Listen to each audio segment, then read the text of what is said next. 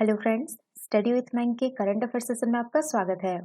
ये current affair SSC, banking, railway, state PCS, CDS, CAPF, NDA और other competitive exam आदि में सहायक होंगे।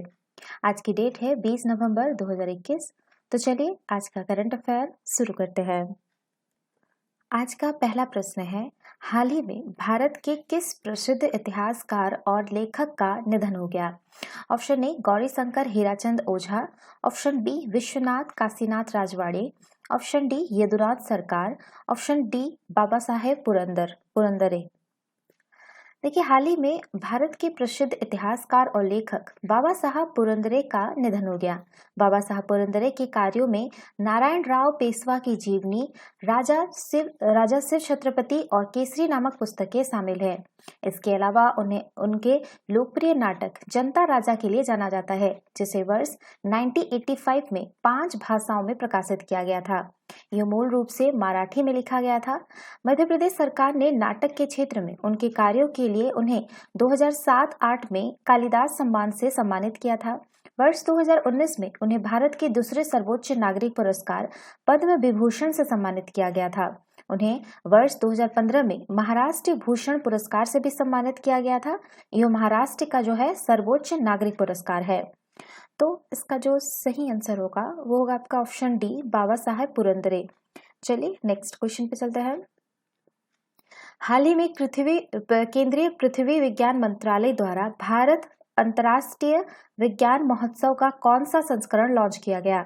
ऑप्शन ए 7वां, ऑप्शन बी 8वां, ऑप्शन सी 9वां, ऑप्शन डी 10वां। देखिए, हाल ही में केंद्रीय पृथ्वी विज्ञान मंत्रालय द्वारा भारत अंतर्राष्ट्रीय विज्ञान महोत्सव का 7वां संस्करण लॉन्च किया गया। वर्ष 2015 में शुरू किया IISF एक वार्षिक कार्यक्रम है जिसे देश के सबसे बड़ा मंच माना जाता है। यह विश्व के छात्रों, जनता, शोधकर्ताओं, नवप्रबंधकर्ताओं और कलाकारों को लोगों एवं मानवता की भलाई के लिए विज्ञान का अभूतपूर्व अनुभव प्राप्त करने के लिए एक साथ लाता है। IISF 2021 का आयोजन विज्ञान भारती के सहयोग से पृथ्वी विज्ञान मंत्रालय, विज्ञान और प्रौद्योगिकी मंत्रालय, विज्ञान और प्रौद्योगिकी विभाग, जैव प्रौद्योगिकी विभाग, वैज्ञानिक और औद्योगिक अनुसंधान परिषद द्वारा संयुक्त रूप से किया जा रहा है। राष्ट्रीय ध्रुवीय एवं राज समुद्री अनुसंधान केंद्र, जो कि आपका पृथ्वी एवं विज्ञान मंत्रालय के तहत एक स्वायत्त संस्थान है, इसकी नोडल एजेंसी है। तो इसका सही आंसर होगा वो होगा आपका ऑप्शन ए 7वां। चलिए नेक्स्ट क्वेश्चन पे चलते हैं। क्वेश्चन नंबर 3 है, हाल ही में नागरिक उड्डयन के लिए e governance online platform launch किया गया है, जिसके माध्यम से नागरिक उड्डयन पायलट लाइसेंसिंग और चिकित्सा परीक्षा सहित कितने सेवाएं प्रदान करेगा? Option A 302, option B 298, option C 250, option D 374। देखिए, हाल ही में नागरिक उड्डयन मंत्रालय ने नागरिक उड्डयन के लिए e governance online platform launch किया है, जिसके माध्यम से नागरिक उड्डयन पायलट लाइसेंसिंग और चिकित्सा परीक्षा सहित 298 सेवाएं प्रदान करेगा। नागरिक उड्डयन महानिदेशालय के तहत EGCA परियोजना का शुभारंभ विमानन क्षेत्र के लिए 100 दिवसीय कार्य योजना का हिस्सा था। पोर्टल को टाटा कंसल्टेंसी सर्विसेज द्वारा विकसित किया गया था। यह सूचना के प्रसार और एक सुरक्षित वातावरण में ऑनलाइन त्वरित सेवा वितरण हेतु एक पोर्टल है। यह विभिन्न DGCA हितधारकों जैसे कि आपका पायलट, एयरक्राफ्ट मेंटेनेंस इंजीनियरिंग, हवाई यातायात नियंत्रक, हवाई ऑपरेटरों, हवाई अड्डे के संचालकों, उड़ान प्रशिक्षण संगठनों, रखरखाव और डिजाइन संगठनों की सेवाएं प्रदान करेगा। इसका उद्देश्य DGCA की विभिन्न सेवाओं की दक्षता में वृद्धि और DGCA के सभी कार्यों में जवाबदेही और पारदर्शिता बढ़ाना है। तो इसका जो सही आंसर होगा वो होगा आपका ऑप्शन बी 298। चलिए नेक्स्ट क्वेश्चन पे चलते हैं। क्वेश्चन नंबर 4 है, हाल ही में कौन से राज्य के वन्यजीव संरक्षण खंड ने सिंधु नदी डॉल्फिन के संरक्षण और उनके प्राकृतिक आवास की रक्षा हेतु प्रयास किए हैं? Option A Uttarakhand, option B Himachal Pradesh, option C Punjab, option D Jammu और कश्मीर। देखिए, हाल ही में पंजाब के वन्यजीव संरक्षण खंड ने सिंधु नदी डॉल्फिन के संरक्षण और उनके प्राकृतिक आवास की रक्षा हेतु भी प्रयास किए हैं।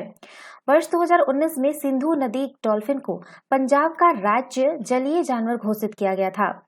दक्षिण एशियाई नदी डॉल्फिन के एक हालिया अध्ययन के अनुसार सिंधु और गंगा नदी डॉल्फिन एक नहीं बल्कि दो अलग अलग प्रजातियां हैं। वर्तमान में उन्हें प्लेटानिस्टा गैंगेटिका के तहत दो उप प्रजातियों के रूप में वर्गीकृत किया गया है।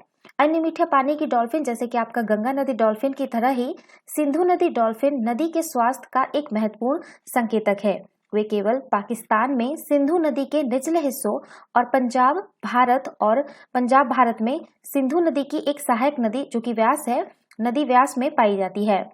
बात करें इसके संरक्षण की स्थिति के बारे में तो इसे IUCN की रेड लिस्ट में लुप्त प्राय में रखा गया है और साइट के परिशिष्ट में इसे परिशिष्ट 2 में रखा गया है तथा वन्यजीव संरक्षण अधिनियम 1972 के तहत इसे अनुसूची 1 में रखा गया है।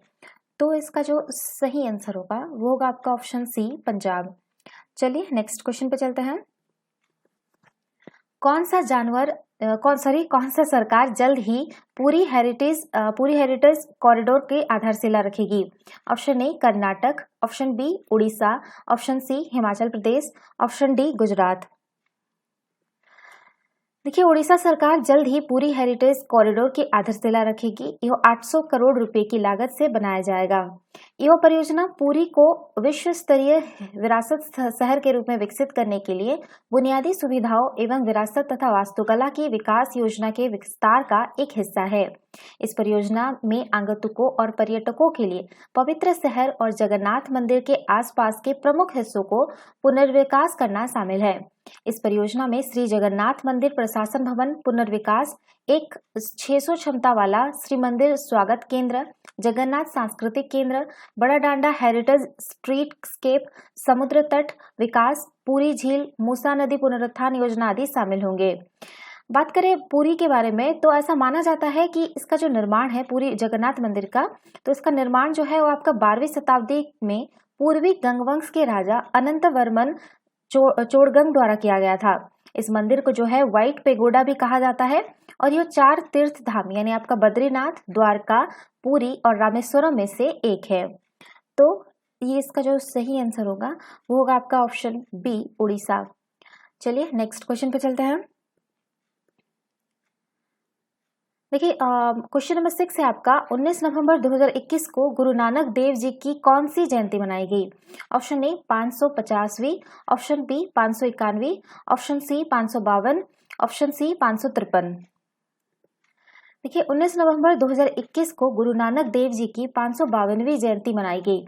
गुरु नानक देव जी का जन्म जो है वो आपका 1469 में कार्तिक महीने में पूर्णिमा के दिन ननकाना साहिब जो कि आपका वर्तमान में पाकिस्तान में स्थित में हुआ था।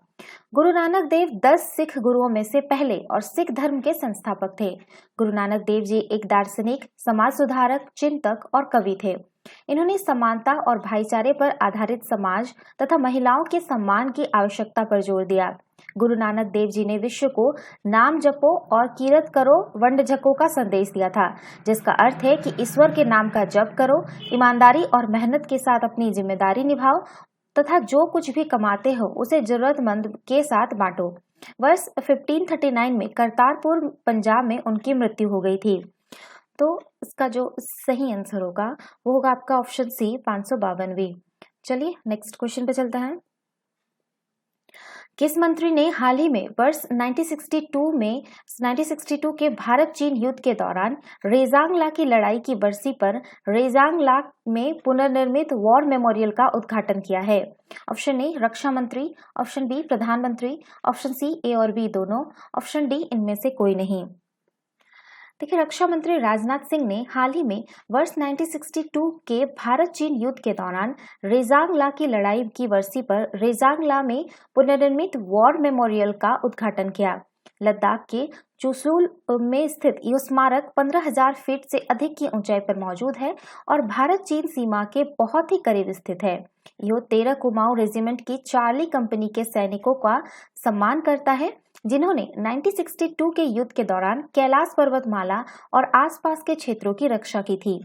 रेजांगला स्पेंगुर गेप से 11 किलोमीटर दक्षिण में स्थित दर्रा है, जहां से वर्ष 1962 के युद्ध के दौरान लगभग 2000 चीनी सैनिकों ने 13 कुमाऊं रेजिमेंट की मेजर शैतान सिंह के नेतृत्व वाली चार्ली कंपनी के 114 जवानों पर हमला किया था।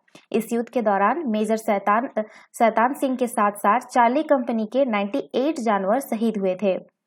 तो इसका जो सही आंसर होगा वो होगा आपका ऑप्शन ए, रक्षा मंत्री। चलिए नेक्स्ट क्वेश्चन पे चलते हैं।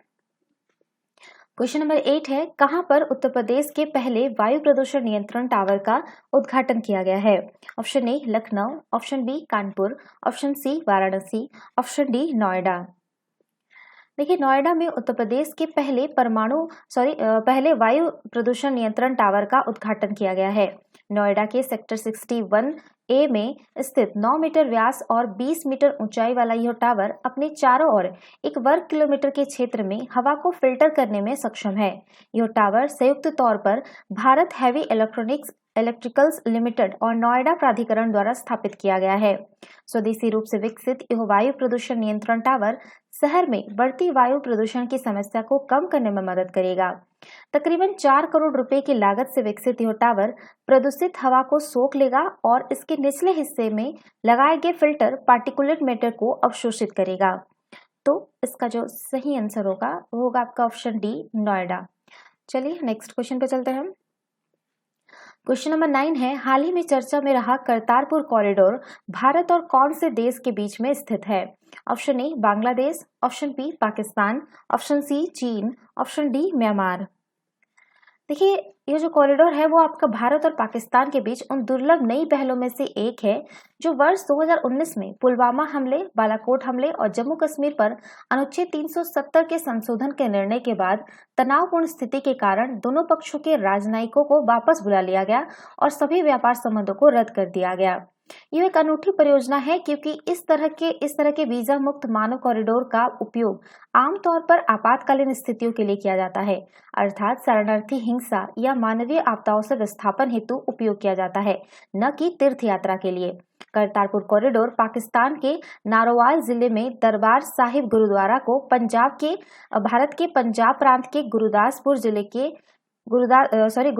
जिले में डेरा बाबा नानक साहिब से जोड़ता है। यह कॉरिडोर 12 नवंबर 2019 को सिख धर्म के संस्थापक गुरु नानक देव की 550वीं जयंती समारोह के अवसर पर बनाया गया था। तो इसका जो सही आंसर होगा वो होगा आपका ऑप्शन बी, पाकिस्तान। चलिए नेक्स्ट क्वेश्चन पे चलते हैं।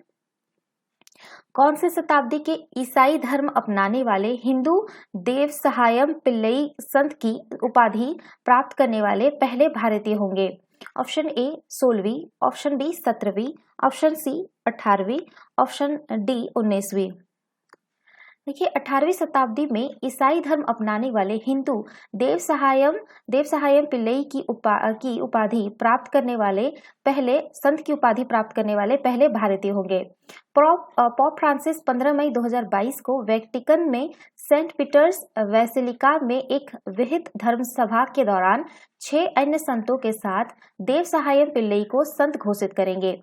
देवसहायम पिल्लई का जन्म 13 अप्रैल 1712 को तमिलनाडु के कन्याकुमारी जिले में नट्टलम गांव में हुआ था। वह वर्ष 1745 में कैथोलिक बन गए तथा उन्होंने ईसाई धर्म अपनाने के बाद लेजारूम नाम रख लिया, लेकिन बाद में देवसहायम के नाम से जाने गए। 14 जनवरी 1972 को कैथोलिक बनने के ठीक 7 वर्ष बाद देवसहायम की अरलवाई मौजी जंगल में गोली मारकर हत्या कर दी गई। तब से उन्हें दक्षिण भारत में व्यापक कैथोलिक समुदाय द्वारा शहीद माना जाता है। ईसाई धर्म अपनाने का फैसला करने के बाद बढ़ती कठिनाइयों को सहन करने के लिए उन्हें पहली बार वर्ष 2020 में संत की उपाधि प्रदान करने के लिए मंजूरी दी गई थी। तो इसका जो सही आंसर होगा वो होगा आपका ऑप्शन सी, 18वीं शताब्दी। तो ये थे आज के करंट अफेयर। वीडियो पसंद आए तो लाइक, शेयर और कमेंट करना ना भूलें। साथ ही साथ चैनल को सब्सक्राइब करना ना भूलें। Thanks for watching. Have a nice day. Take care.